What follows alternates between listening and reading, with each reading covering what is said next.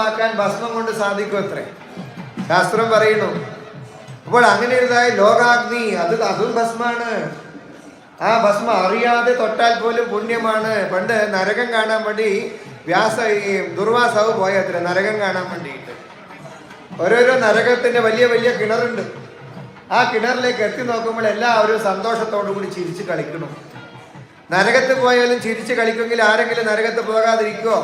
നരകത്തിൽ പോയാൽ വിഷമമാണ് എന്ന് വിചാരിക്കണോണ്ട് ആർക്കും നരകം ഇഷ്ടമല്ലാത്തത്, ശരിയല്ലേ? പക്ഷെ നരകത്തിൽ പോയിട്ട് എല്ലാവരും കളിച്ച് ചിരിച്ച് കളിക്കണം. എന്താ കാരണം എന്നറിയോ? ഈ ദുർവാസാവിങ്ങനെ എത്തി നോക്കുന്ന സമയത്ത് ഇദ്ദേഹത്തിന്റെ ശരീരം മുഴുവൻ ഭസ്മല്ലേ. ഈ ഭസ്മം എടുത്തേക്ക് വീഴുന്നു.